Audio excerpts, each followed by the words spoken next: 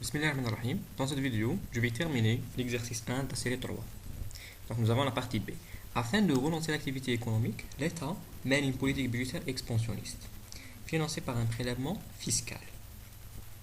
Donc,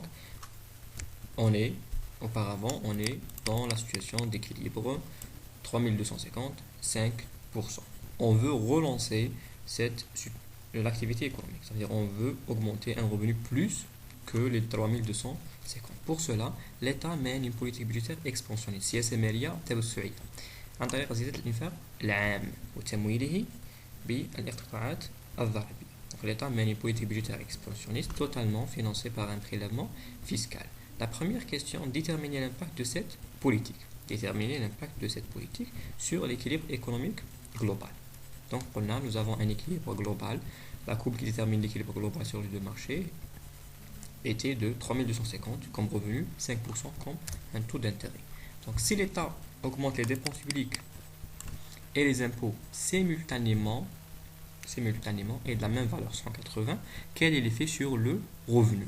Donc delta G et delta D figurent dans l'équation de la courbe IS. Alors LM reste inchangé. Donc la politique affecte la courbe IS seulement. Donc IS était de cette forme. Y est égal à K, le multiplicateur, fois la demande autonome moins le coût marginal d'investissement fois le taux d'intérêt. Donc nous avons un changement simultané des dépenses publiques et des impôts. Donc on a introduit la variation sur les dépenses publiques et sur les impôts seulement. Donc la variation de C0, de I0, de I sont nulles. Donc puisque delta G est égal à delta T, je remplace par exemple delta T par delta G. Donc je remplace delta T par delta G. Donc alors delta Y est égal à K fois delta G moins C fois delta G aussi. Donc je distribue K delta G 0 moins CK fois delta G 0. Donc j'observe que K fois delta G se répète. Donc je prends K fois delta G comme un facteur, comme ça nous reste 1 moins C. 1 moins C, K fois delta G. Donc 1 moins C, le K est égal à 1 sur 1 moins C fois delta G. Donc est égal à 1, donc delta Y est égal à 1 fois delta G. Donc nous sommes sous le théorème de Havel. Nous avons une augmentation des dépenses publiques entièrement financée par impôt. Alors la variation de Y est juste égale à la variation des dépenses publiques et des impôts. Ça veut dire que nous avons un déplacement de la courbe IS vers la droite de cette valeur. Donc le changement de Y est égal à 180. Donc la production va augmenter de la même valeur qu'on a injectée comme dépenses publiques. C'est le théorème de Havel. Si les dépenses publiques sont entièrement financées par impôt, nous avons une variation équivalente des dépenses publiques et des impôts. Simultanée et équivalente. Donc on obtient une variation aussi équivalente du revenu. Donc initialement là, la courbe IS était de 3450 moins 4000 I. Donc je vais injecter les 180 à de la variation. Cette variation, je vais injecter les 180, la variation engendrée par l'augmentation des dépenses, dans la partie autonome. Ici, dans la partie autonome. Donc 3450 plus les 180 comme variation, obtenue suite à une augmentation des dépenses entièrement financée par impôt. Moins 4000 I, ça nous donne la nouvelle équation de la courbe IS. 3630 moins 4000 I. Donc هذه في حالة تساوي delta G avec delta T. Si on augmente les dépenses publiques par exemple de 180 et les impôts de 100, on va écrire cette égalité. Je remplace delta G par 180 et delta T par 100 et je calcule l'effet sur la production. Donc الحالة هذه نوصلوا لها delta Y est égal à delta G si et seulement si nous avons une augmentation équivalente et simultanée des dépenses et des impôts. يكون التغير في الدخل هو نفس التغير أو التغير الذي قمنا به في النفقات العمومية. Donc la courbe LM est inchangée. Je calcule à nouveau l'équation. Je calcule à nouveau la couple d'équilibre global. Donc l'équilibre se réalise lorsque IS2 s'égalise avec LM, l'ancienne courbe LM. Donc IS2, je prends IS2, la nouvelle l'équation de la courbe IS après l'injection des dépenses, qui sont totalement financées par impôt, et l'ancienne équation LM. Donc je calcule là la couple. Je commence par le taux d'intérêt. Donc l'égalité, ça nous donne directement le taux d'intérêt d'équilibre. Le point B, IB, est égal à 0,07. Le taux d'intérêt est égal à 7%. Je remplace le taux d'intérêt sur l'une des deux équations, généralement LM, parce qu'elle est facile. Donc 3000 plus 500 fois 0,07. Ça nous donne 3350. Donc voilà la nouvelle couple qui assure l'équilibre simultané sur les deux marchés. 7%, 3350. Donc l'équilibre dans le modèle ISLM s'écrit sous la forme d'une couple. Revenu, taux d'intérêt. Le point B. La deuxième question, représenter la situation sur le graphe précédent. Donc voilà le graphe précédent, 5%, 3250. Je trace la nouvelle courbe IS. IS2 qui va déterminer le nouveau, la nouvelle couple. La nouvelle couple, revenu, taux d'intérêt. Donc IS2 est égal à 3630 moins 4000. Et lorsque le taux d'intérêt est nul, le revenu est égal à 3630. Donc je prends I0, revenu 3630. Il est là, par exemple. Le taux d'intérêt 0, revenu 3630. Et un deuxième point. Et je trace la courbe IS2. L'intersection entre IS2 et la courbe LM, ça nous donne la nouvelle couple d'équilibre 7%, 3350. Donc on a augmenté la production de 100 unités. On a augmenté la production de 100 unités. On a relancé la production de 100 unités. Voilà. Décrire les mécanismes d'ajustement. Donc je répète la question 2. Donc c'est une politique qui touche l'équation IS. Donc je vais introduire les variations et je calcule. Donc j'ai les mêmes valeurs delta G est égal à delta T. Je suis sur le théorème de Havel-Moore. Donc delta Y est égal à delta G. J'injecte la variation dans la partie autonome de l'équation IS pour trouver la nouvelle équation IS2. Ensuite, je croise l'équation IS2 avec l'équation LM qui reste inchangée parce que la politique n'affecte pas l'équation LM.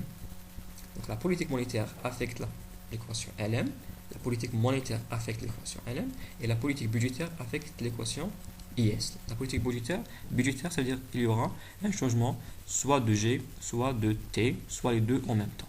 Avec une politique budgétaire. Donc bien sûr, elle affecte l'équation IS. La politique monétaire se fait par la masse monétaire. Donc elle affecte la courbe LM. Ensuite, je croise l'équation de la courbe IS2 avec l'équation LM qui reste inchangée pour trouver la nouvelle couple d'équilibre. La représentation graphique est très simple. L'équation LM reste inchangée, on garde la courbe LM. Je trace la nouvelle courbe IS2 qui va déterminer la nouvelle couple d'équilibre. Donc l'intersection entre IS2 et LM, l'ancienne LM, détermine la nouvelle couple d'équilibre. Voilà, l'injection des dépenses publiques, malgré qu'ils sont totalement financés par impôt, engendre une augmentation du revenu. Donc voilà l'effet sur la production. Suite à l'injection des dépenses publiques. Décrire les mécanismes d'ajustement sur les deux marchés. Donc on a injecté des dépenses publiques qui sont totalement financées par impôt.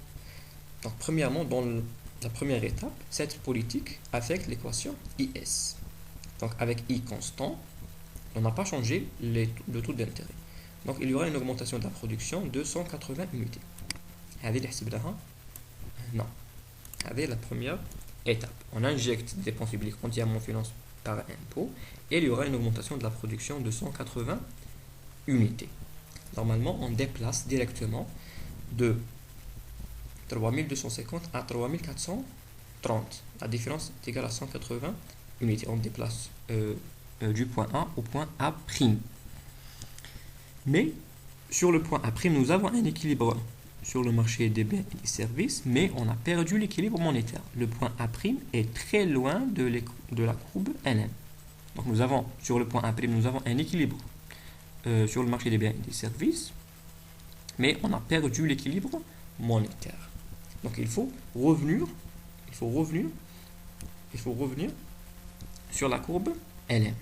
Donc la première étape, une injection les dépenses publiques totalement financées par impôt engendrent une augmentation de 180 unités de la production. Donc on déplace du point A au point A', déplacement de IS vers la droite. Donc on a perdu, malgré ça, on a perdu l'équilibre monétaire. Donc sur le marché de la monnaie, une hausse de la production, je vais expliquer le déséquilibre monétaire. On a une augmentation de la production, engendre une augmentation de la demande de monnaie pour motif de transaction et de précaution. Attends, je prends la demande de monnaie. Voilà la demande de monnaie. Donc la première étape, il y aura une augmentation du revenu. Donc l'augmentation du revenu va engendrer une augmentation de la demande de monnaie de transaction. Avec une offre de monnaie constante, il y aura un déséquilibre sur le marché monétaire. Voilà, un déséquilibre sur le marché monétaire. Le point A'. Le point A'. Sur le point A', nous avons un équilibre sur le marché des biens et services, mais un déséquilibre sur le marché monétaire. Parce que l'augmentation du revenu engendre une augmentation de la demande de monnaie de transaction. Avec une offre de monnaie constante, il y aura un déséquilibre. La demande de monnaie dépasse l'offre de monnaie. Donc pour revenir à l'équilibre monétaire, il est nécessaire de réduire la demande de monnaie de spéculation. Parce que la première partie a augmenté. La solution est de réduire la deuxième partie. Pour réduire la deuxième partie, il faut augmenter le taux d'intérêt. Donc le retour à l'équilibre nécessite une augmentation du taux d'intérêt pour que la demande de monnaie de spéculation diminue. Voilà. Maintenant, pour revenir sur la courbe LM, il faut qu'on augmente à nouveau le taux d'intérêt pour que la demande de monnaie de spéculation diminue. Parce que déjà, la demande de monnaie de transaction a augmenté suite à l'augmentation de la production engendrée par l'augmentation des dépenses publiques. Donc sur le marché des biens, suite à une augmentation du taux d'intérêt, sur le marché des biens et services, il y aura une baisse de la production. Pourquoi? Parce que l'investissement diminue. Je reviens ici. Troisième étape. Donc, pour revenir à l'équilibre monétaire, on doit augmenter le taux d'intérêt. Donc, si le taux d'intérêt augmente, il y aura une baisse de l'investissement. La baisse de l'investissement engendre une baisse de la demande globale et par la suite une baisse de la production. Donc si le taux d'intérêt augmente, une variation sur le taux d'intérêt, elle sera multipliée fois moins B fois K pour avoir une variation de Y. Donc le taux d'intérêt augmente de 2%. Il passe de 5 à 7. Voilà. Il passe de 5 à 7. Donc pour revenir à l'équilibre monétaire, pour avoir un équilibre simultané sur deux marchés, on doit augmenter le taux d'intérêt de 2%. Donc l'effet sur la production, les 2% seront multipliés fois moins KB. Donc moins 80. Donc pour revenir au point B. Donc pour avoir un déplacement du A' à AB. On a perdu 80 unités. Donc au lieu d'aller jusqu'à les 3430, on se limite à 3350. Pour qu'on réalise un équilibre simultané sur les deux marchés. Donc au lieu de gagner 180 unités, on se limite à 100 unités et on va perdre 80 unités. L'effet à la distance 80 unités perdues s'appelle l'effet d'éviction.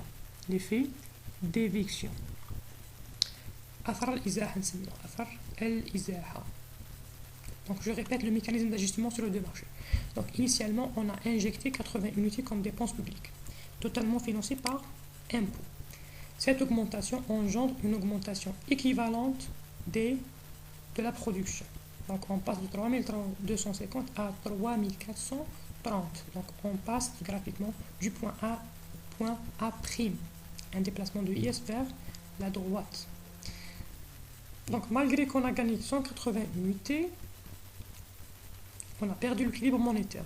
Parce que l'augmentation de la production engendre une augmentation de la demande de monnaie de transaction. C'est-à-dire, un déséquilibre monétaire. Tout les l'offre moins que la demande, parce que la demande a augmenté suite à l'augmentation de la production. La solution est d'augmenter le taux d'intérêt pour que la demande de monnaie de spéculation diminue. Donc pour revenir à l'équilibre monétaire, donc A' c'est un équilibre sur le marché des biens et services. Pour revenir à l'équilibre monétaire, on doit augmenter le taux d'intérêt pour que la demande de monnaie de spéculation diminue. Donc si le taux d'intérêt, donc l'augmentation du taux d'intérêt va infecter une autre fois l'équation IS. Donc une augmentation du taux d'intérêt, c'est-à-dire une baisse de l'investissement, une baisse de la demande globale et ensuite une baisse de la production. De combien? De 2%, l'augmentation du taux d'intérêt, multiplié fois moins BK. C'est-à-dire on va perdre 80 unités monétaires. Donc au lieu de gagner 180, on se limite à 100 et on va perdre 80 unités. Ça s'appelle l'effet d'éviction.